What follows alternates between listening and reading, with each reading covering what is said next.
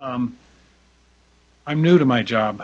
Until a month ago, I would have been on the other side of this podium, but I'm very happy to be the new Assistant Secretary of State for Public Affairs, and I'm very happy that we're able to host this event in the Foreign Press Center of New York. I think most of you probably come here fairly often. I hope you do. It's a great resource, and we're especially glad to have such a strong turnout in the press and two such knowledgeable briefers as Ambassador Dobbins and Commander Eggers. You didn't come here to hear me, so I'll be very brief. I covered Pakistan and Afghanistan as a journalist and as a Senate staffer, where I worked for a guy named John Kerry. So I'm familiar with the complexity, the history, the problems, and the opportunities of those two countries. But few know it better than Jim Dobbins. He has served in numerous crisis management positions for the U.S. government, including previously in Afghanistan, and Secretary Kerry was very wise last May when he chose him to be the new special representative for Afghanistan and Pakistan. It's perhaps the most difficult job in the U.S. government, certainly one of them, but it's also perhaps the most important, or certainly one of them, and we're very glad that he's here to talk with you today. We're also fortunate to have Jeffrey Eggers, who's the Special Assistant to the President of the United States for Afghanistan and Pakistan. He's been on the National Security Council this time around since 2010. He'll retire from the Navy, where he's been a SEAL at the end of this month, I think. And so he brings both the perspective of a policymaker and of a military and strategic thinker. So I think in Ambassador Dobbins and Commander Eggers, you'll get a good view of the U.S. priorities for Afghanistan and Pakistan, and they'll give you a readout of how their meetings have gone the next few days and what the prospects look like in the coming days and weeks. So thank you all for coming. Doug France, F-R-A-N-T-Z. Thanks very much.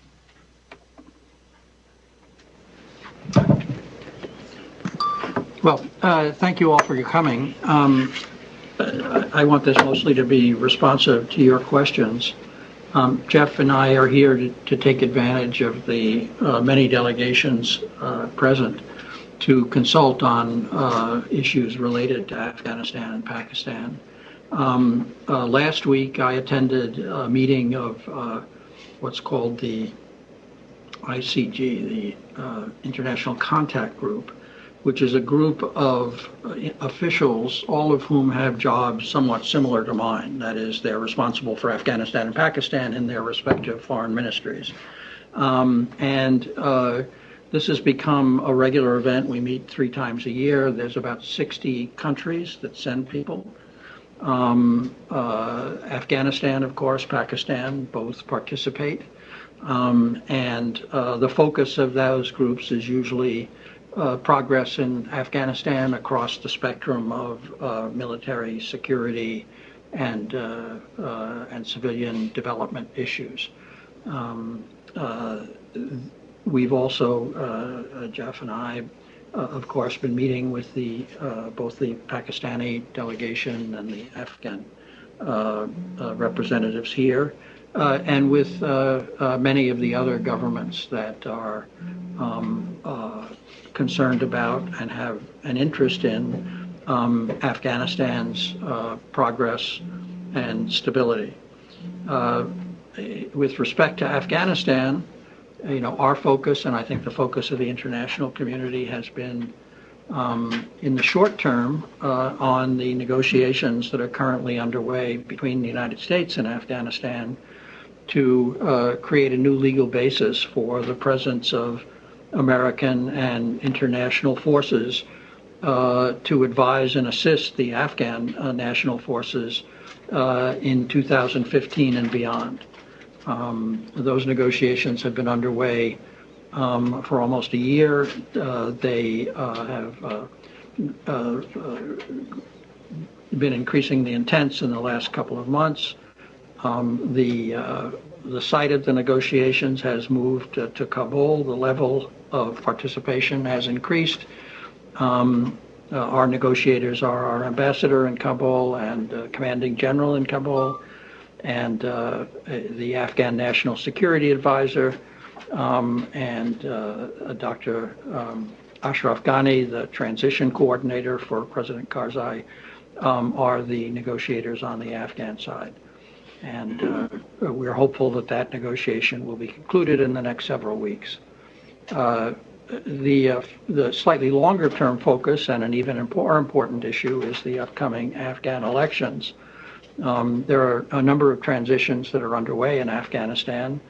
I think most attention has focused on the military transition from internationally led combat operations to Afghan-led combat operations, which is underway at the moment and which will reach fulfillment next year. But the most important transition is the civilian transition, the democratic transition from one elected president to another elected president that will take place next spring. And so this has been a focus of attention. The international community is supporting these elections financially, but also politically. We all believe that it's very important that these elections take place on time, and that the process is a sound and satisfactory process. We're pleased that the preparations for the elections are on schedule. They're more advanced than they have been in the past. The voter registration is moving forward quite satisfactory. Large numbers of new voters are being added to the voting roll. The Electoral Commission and the Electoral Complaints Commission, two separate independent bodies, have both been selected following constitutional and legislative processes that have been set out and followed rigorously.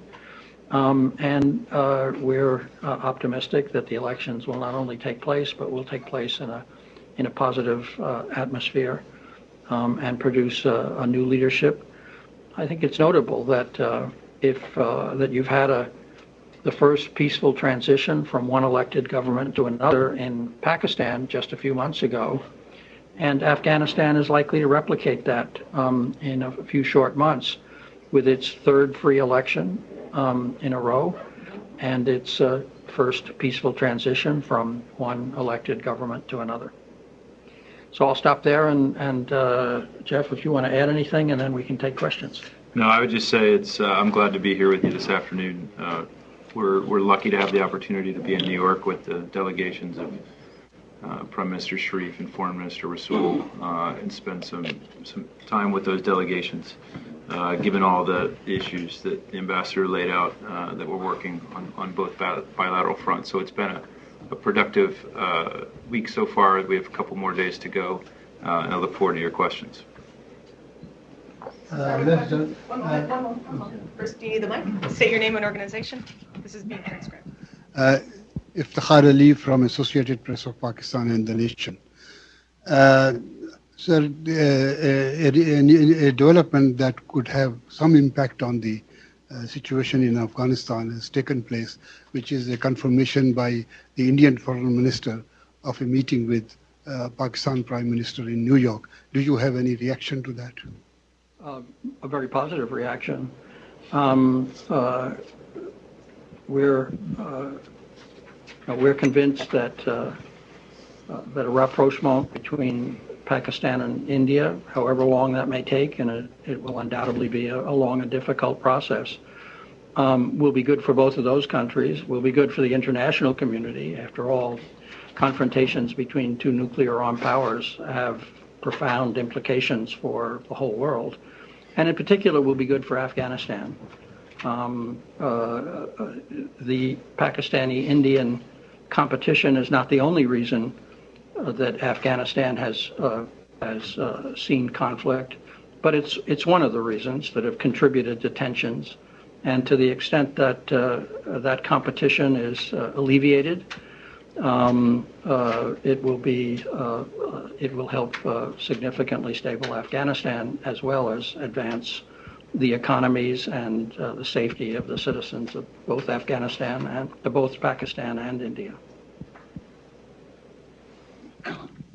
This is Azim Mian from Geo TV, Jang and the News International. My question is how the U.S. government is working and what kind of working relationship is on the withdrawal of the troops and Afghanistan 2015 between Pakistan and the United States. So I'm focusing on Pak-U.S. relations. Thank you. Well, it's certainly an issue that we discuss regularly with the government of Pakistan, as indeed we do with all of the members of the coalition that support Afghanistan, and Pakistan is, although it doesn't have troops in the ISAF coalition, is certainly a partner in that regard, whose support we value. We are currently negotiating a basis for a continued American military presence to advise and assist the Afghan armed forces. Once we complete that negotiation, NATO will seek to negotiate a comparable agreement that will allow the presence of other non-American forces as part of that coalition in support of Afghanistan. Once we've completed our negotiation with the Afghans and have a legal basis for our continued presence, I think the President would intend to make a decision and announce the exact size and composition of our presence. We've kept Pakistan fully appraised of this intention and these negotiations, and we look forward to their continued support for the international presence in Afghanistan. Follow-up is that you have not addressed the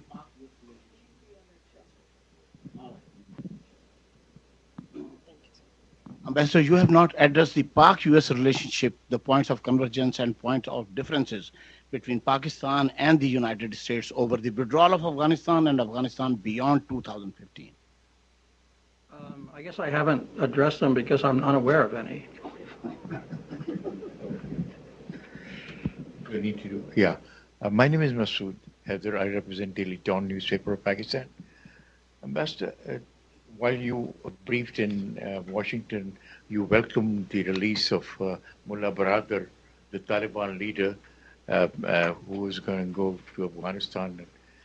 How do you justify your confidence in Taliban back again when Taliban ruled in the last, from 1996 to 2001, was, ridiculed by international community for what they did to the women and especially to their human rights in general. How do you express so much confidence that they will not do it again? Because everybody else believes that they will. What is it that gives you so much confidence that they will not? Well, I think you may be mischaracterizing what I said or what we've said on the topic. Both Pakistan and Afghanistan have told us that they believe that Mullah Baradar, once released, would become a supporter and a proponent for reconciliation, for peace talks. Now, our conditions for a successful peace negotiation are well known. The Taliban would have to stop fighting. They would have to agree to respect the Afghan constitution and operate within it, and they would have to cut their ties with al-Qaeda. Those are not conditions to begin negotiations, they're conditions to end negotiations, but that's the kind of agreement we would support. We do support a process of negotiation, of peace talks. We ourselves haven't had any contacts with the Taliban since early 2012, but we would support a process that would allow both U.S. Taliban talks, but more importantly, talks between the Afghan government and the Taliban. And we would support an agreement that met those criteria. Now, we don't have an independent basis for judging whether Mullah Baradar would be helpful or not, and we're not basing our view on our information about Mullah Baradar because we don't have an independent basis. All we know is the Afghan government and the Pakistani government both wanted this to happen and both think that it will contribute to reconciliation, a goal we support. And we also support the improved relationship between Afghanistan and Pakistan. And so if this improves the relationship between Afghanistan and Pakistan, and if they believe it will support a peace process, then we favor it. What about the question? You need to. Sorry. What about you know about Taliban's rule and the rampant abuse of women and girls in particular? And do you think that they will not go back to that era again, which everybody else fears that they will? Yes, sir. The ambassador listed the three criteria we have for the outcomes of any political process. And we are in agreement with the Afghan government on those three conditions. The other thing that we're in agreement in is that this should be an Afghan-led process. So these are two areas of agreement between us and the Afghan government. You might be right, but the process has a safeguard in place that would allow for that to be tested. And it's a forward-looking safeguard, that the rights of women should be safeguarded as an outcome to a future process without being prejudiced, even though we're fully aware of the history. So it's really, I think, more of a forward-looking process, and it's not meant to be ignorant of the history. But there's an agreement on those three conditions, one of which addresses your specific concern. So have you given any caveats? Hold on. Stefan, you have a question? Given caveats to the government, the Afghan government and the Taliban, that any abuse of the women and girls will not be tolerated? Well, the criteria is they have to accept the Afghan Constitution. The Afghan Constitution contains protections and legal protections for women. So if the peace process were to meet our criteria and the Afghan government's criteria, then the Taliban would be agreeing to cease those kinds of activities. Obviously, the agreement would also have to have provisions that dealt with violations. So it's not a question of trusting them to be different. The question is testing them to see whether their views have evolved through a negotiating process, which would probably take several years to conclude in all likelihood. Yeah, Stéphane Bussard, Le Swiss Daily Le Temps. I have two questions. First,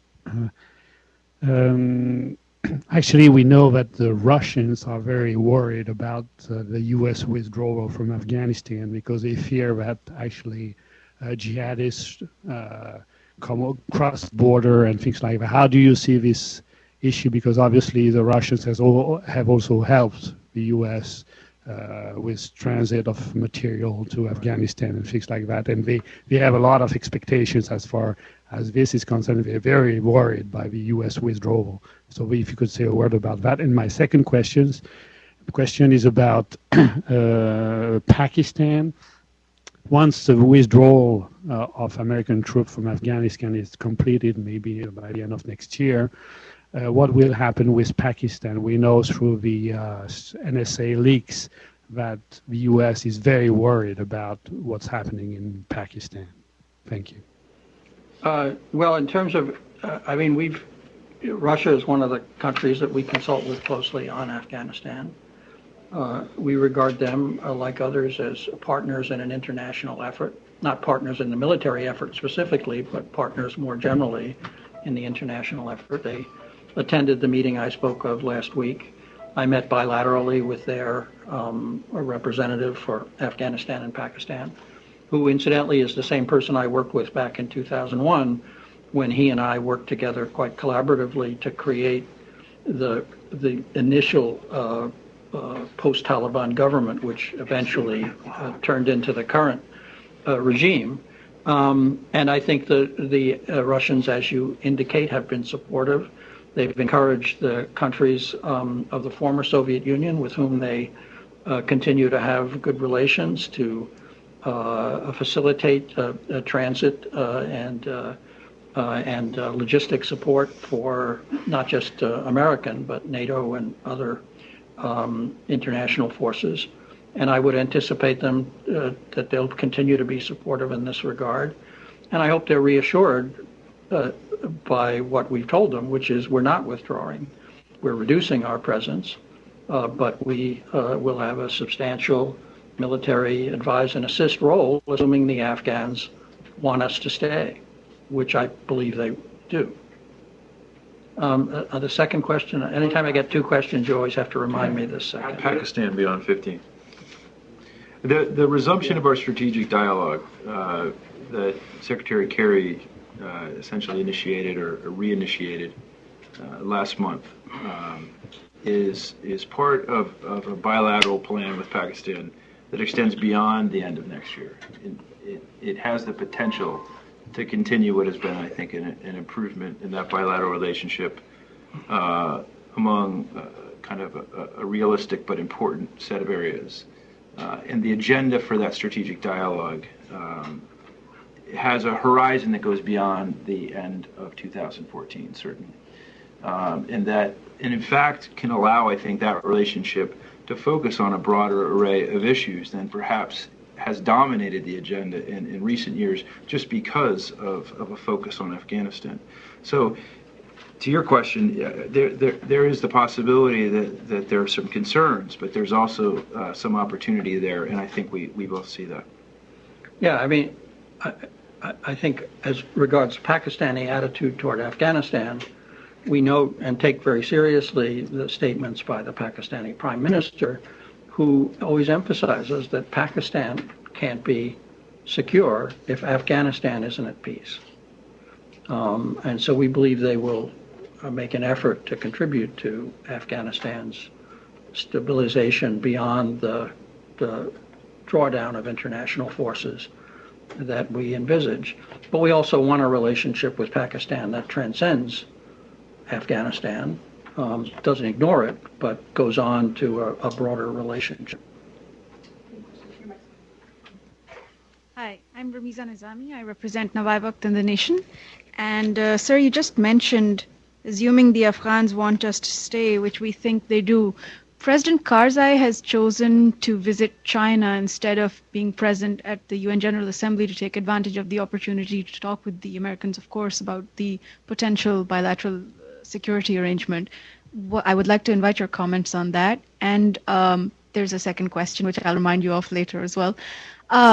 Your reaction to today's statement by Imran Khan, if you have one, about the suggestion that the Taliban should open a political office in Pakistan. How would you respond to that? Okay, now you have to remind me of the first question.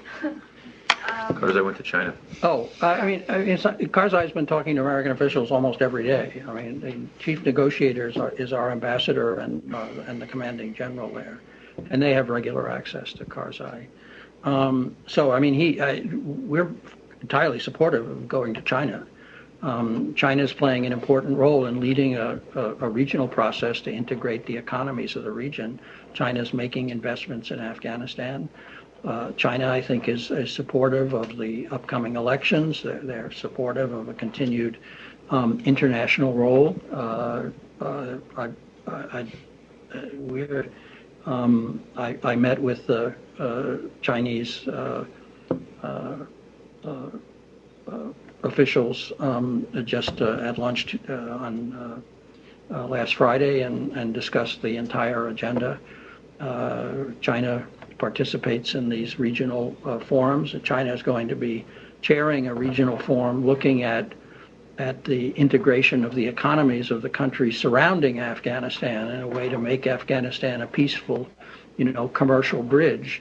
And as far as I know, China has no difficulties or complaints about our intended drawdown and continued commitment of military advice and assistance to the Afghans. So we're perfectly happy he's going to China. If he'd asked us, we would have urged him to do it. I didn't see the comment by Imran Khan. I missed that. But I think the first important question back to you was which Taliban? Because, of course, the new government in Islamabad is undergoing an internal deliberation about whether or not to conduct or how to conduct talks with their Pakistan Taliban, the TTP. Is that why did he make clear whether he meant the Afghan or Pakistani Taliban? I'm not certain that he I'm not certain that he did, but he did indicate, I think, after the Peshawar bombings, that there should be a political office which should be opened to facilitate. Talking about the TTP. Yeah. Yeah. I think it's important to keep in mind that from the Pakistani perspective, the idea of talking with the Taliban is most frequently today, particularly in the context of the TTP and the prospect for potential talks there, even as we continue to have our own plans or desires or policies around talks with the Afghan Taliban. So do you support talks with the TTP? I think that's an issue for the government in Islamabad. We're not objecting to them. So in this connection, what is the status of the talks that were planned in Qatar? They're still in abeyance. We would still like them to go forward. The opening of the office created a brief disturbance. There were clear undertakings between the government of Qatar and the Taliban, between the government of Qatar and us, between us and the Afghan government about how that office would be described. And it was clear that the office would be described not as the embassy of a government in exile, but as the political office of a political movement. When the office presented itself as, in effect, an embassy of a government in exile, the government of Qatar reacted and took down the flag and took down the sign. And now the Taliban now feel that they have somehow been disrespected and are insisting they won't go forward until they have their sign and they have their flag. Initially, we thought this was a bad faith on the Taliban part, but we've refined that and we believe it was a genuine misunderstanding, that we weren't talking directly, we were talking through intermediaries, and so we're not blaming them. It was a genuine misunderstanding, but they would still, if the office was to operate, would need to operate under what were supposed to have been the agreed framework. I think we're hopeful that eventually they will come around and see the value of talking to us and talking to the Afghan government. And we believe it's important that the core of any negotiation be among the Afghans. I mean, the United States can't negotiate peace in Afghanistan. That's something only the Afghans can do. So we haven't given up, but and there may be activity on that front at some point, but for the moment it is stalemated. This is a reminder. We've had no contacts since June. And in fact, we had no contacts in June. This is a reminder to our colleagues in Washington. If you have a question, please go to the podium. New York.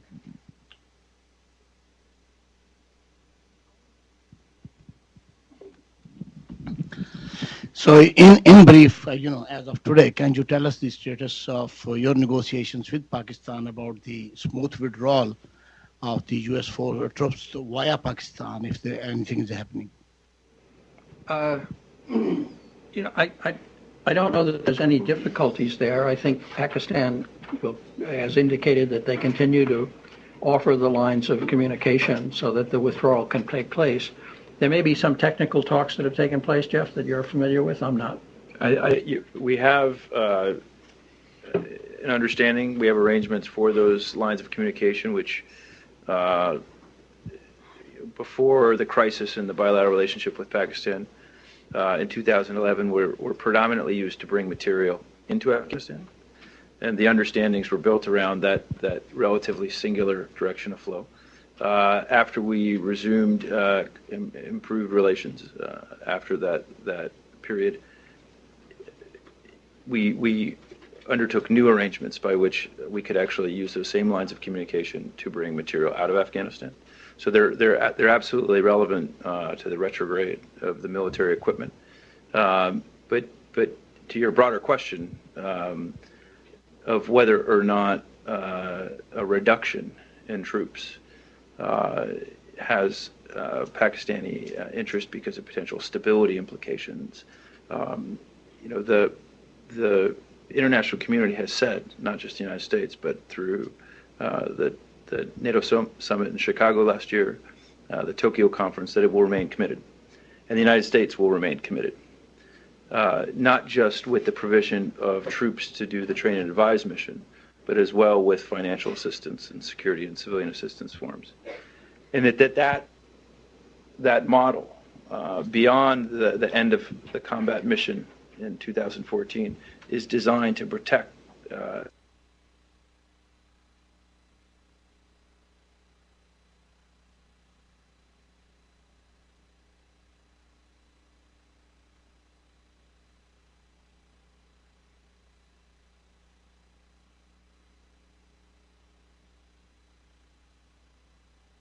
important to stress that there's going to be a sudden surge of withdrawing troops that might burden Pakistani roads or railroads. I mean, a third of the force has already left.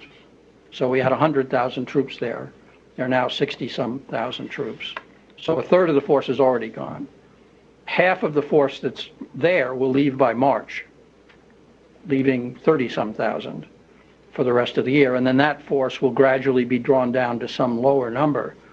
But I think the important thing to recognize is the troops there are on one-year rotations, right? It varies, but that's about right. Okay, so that means the entire force is replaced every year. So it means that if we had 100,000 troops, there'd be 100,000 troops going in and 100,000 troops going out. So I would guess that the heaviest traffic through Pakistan probably was a couple of years ago, several years ago.